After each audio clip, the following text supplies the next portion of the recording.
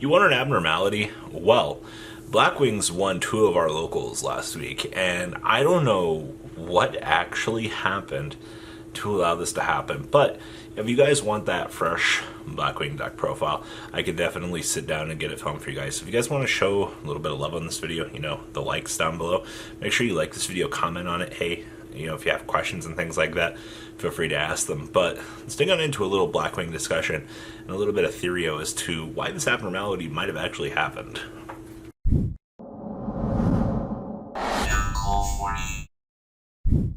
Eo Blackwing deck, the card that makes the world go round.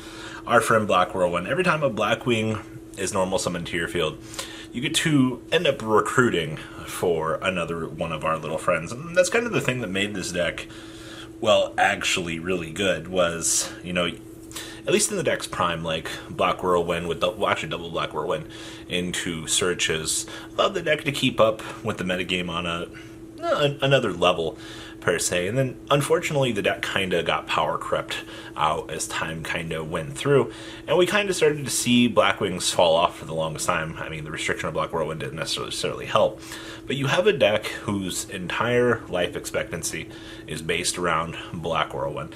I mean, well, not entirely, but it definitely it helps situation. I mean, all the birds end up special summoning themselves. So when they actually ended up getting Sawhiya over here, things kind of went a little bit better. So Sawhiya, if you control no monsters and have this card in your hand, you will literally banish a Blackwing from your hand, and then you get to activate a Black Whirlwind from your deck, and then you just get to immediately after that effect resolves, normal summon this guy. And then of course it locks you into dark monsters for the rest of this turn. Did you really need to give us a way to tutor for Black Whirlwind? Well, they did it. So also the Black Whirlwind goes to the graveyard at the end of the turn and you take 1,000 life, but I mean, do we really care about that? The thing that is so cool about Sawhiya is literally like they updated the deck enough to be able, hey, you want to pull Black Whirlwind from your deck and actually, you know, be able to function and do what you want to do. Absolutely, they gave it to Blackwings. So Sawhiya actually was out of the latest duelist pack, and it was a good help to the deck. But the craziest one, I think, of all time actually comes in the form of their new Blackwing Full Armor Master. So it's a Blackwing tuner plus one or more non-tuner monsters. I believe that this thing stands at level 10 for stars, and it's got the beautiful line of unaffected by other card effects, yours included, by the way. So the only way to get over this guy is by battle. Unfortunately, Boral Sword does plow into him relatively well, so like the deck can kind of run into some things like that. And then you can place one wedge counter on opponent's monsters. After that effect resolves once per turn, you target one monster your opponent controls with a wedge counter, take control of it, and then once per turn during the invasion, destroy all monsters in the field with wedge counters. But we care that we have a 3,000 untargetable monster, and one of the things that we kind of were talking about as to why that this deck actually did so good at locals was literally because against Ultrageist, they don't have an out against Full Armor Master. Once that thing sits on the field, Ultrageist players like, can I get the Boral Sword? Yes or no? I mean, you have to get over it via setting up Ultrageist links and powering things up, but like, it's kind of hard. Another good card that they've got is Steam the Cloak. The fact that they still have this guy, literally the fact that you get a fucking Steam token when it leaves the field in terms of Blackwings, and then it gets the ability to fucking revive itself as well. Do we really need to give this to Blackwings? Oh, and did I mention it's a tuner? I think one of the big things about this card, though, especially in like the TCG as opposed to the OCG, is the OCG's got this thing limited, locked up, far away from their game. Meanwhile, the TCG is just kind of like, you guys, Blackwing players can have fun. I mean, each format has its trade-offs and things like that, but Towers Turbo, Steam the Cloak definitely makes the world go round for this deck. Free tokens. Thanks, deck. So, Steam the Cloak, ladies and gentlemen. Next up on the list of cool things that this deck has going for it is Raikiri. So this guy is synchro summoned using a Blackwing monster's material. It's treated as a tuner. And then once per turn, you can target cards your opponent controls up to the number of other Blackwings you control and destroy them. They gave them a fat level 7 synchro that has built-in board wipe capabilities that can warp itself into a tuner. It's kind of one of the weird things that the new Blackwings kind of got, at least the Synchros got, was they all become new age synchro tuners. And I never really, it's not that I didn't like that they did that, but over time it just kind of was like, why'd you have to do this? But giving Blackwings some spot removal was probably one of the best things they could have actually done, because the whole deck's kind of like for hire. It unloads and it goes. It's just, well, the Blackwing boss monster is inherently better than, I guess, anything else you can really put out. Next up on this list of cool things here is Sawhiya. And so Sawhiya is used as synchro material. With Blackwing's material, it becomes a tuner. Of course, same thing as all of these. And then you can use each of these effects. So when this card is synchro summoned, you can target one assault monster in your graveyard, or assault Blackwing monster, special summon it. So yes, this does get recurability. And then during your main phase, if this card is sent to the graveyard because it was sent there this turn, you can banish one other assault Blackwing Sawhiya of the Rainstorm from your graveyard and special summon this card.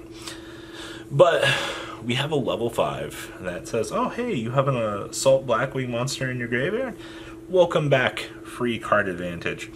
I'm a personal fan of this card. I don't know, I think some of the decks kind of steered away from it a little bit because it is level 5. So take that with a grain of salt. It is what it is. Now, the deck actually has other really cute things, and the next one here is Nathung. So when this guy is special summoned, you get to ping your opponent for 800. In the match procedures right now, if you're in your main phase, oh no, it's all your opponent's monsters lose 800 tech. Oh yeah, it's 800 damage and then they lose. I keep forgetting about that. It also gets the power down on the monsters too. That thing is actually pretty good. And then of course, you can only use this effect of Nathung once per turn. And then during your main phase, you get to normal summon one Blackwing in addition to your normal summon. So when you make this level 6 synchro, you get to burn your opponent for 800, which just kind of seems so out of left field for no real reason. You're like, oh, okay, cool. Ping you for your burn damage. Oh, by the way, I've got this Blackwing or Black Whirlwind already on the field from this Sawhiya. Let me go ahead and get in another additional normal summon to kind of start putting the nail in the coffin. Right? Like, it's kind of cute for what it is. I don't know, I just kind of like all the toolboxing that this deck can actually do. Next up on this list of crazy things that they've got is Obsidian Hawk Joe. So, you can target one level 5 or higher winged beast monster in your graveyard, special summon it. During either player's turn, when your opponent activates a card or effect that targets only this card, or when your opponent targets this card for an attack, target one other Blackwing you control, that would become an appropriate target. That card, effect, or attack now targets the new target. Huh. Why would you want to give Blackwings a card that grants targeting protection? And I'm just kind of sitting here, I'm like, oh, 7 stars, 2600, who really targets these days in the current metagame? And I've been thinking about this for a while. I think most of the decks are just kind of playing this as a straight one of, because it's like, hey, fuck it, I can do it. I have access to this now. It's an extra deck resource. I'm not really doing other crazy things with my deck, besides, Weed Witch's Apprentice, but there's that. Now, most of the decks these days have started incorporating a Phantom Knight engine in the form of Rusty, I can't remember Krusty Krab's name, but they're playing the Phantom Knight engine because Sawhiya does lock you into darks. So basically you can go Weed Witch's Apprentice, and then you can climb into the Phantom Knight engine, send Cloak to search for Fogblade to give you a little bit more defense.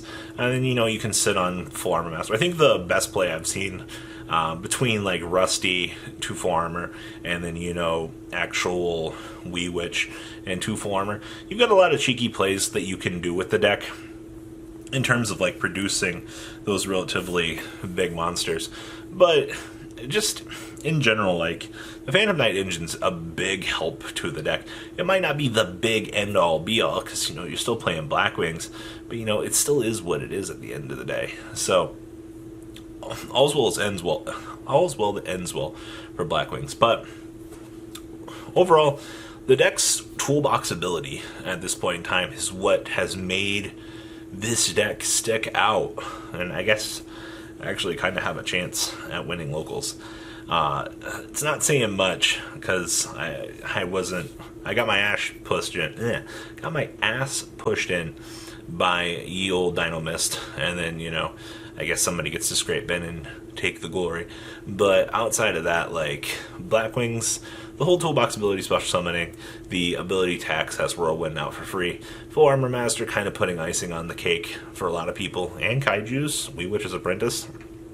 It's been a long journey for this deck to kind of get its chance in the spotlight.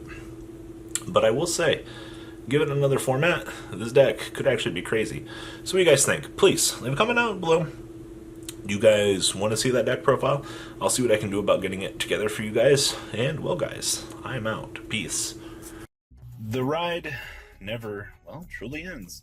Thank you, patrons. Without you guys, I don't know what I'd be wearing in these videos. I might be a Truffle Shuffle incident all over again. Guys, please also check out VanCole40 for some awesome Vanguard content. Some other interesting stuff you might find up here on the left or in the description as well. Thanks for watching.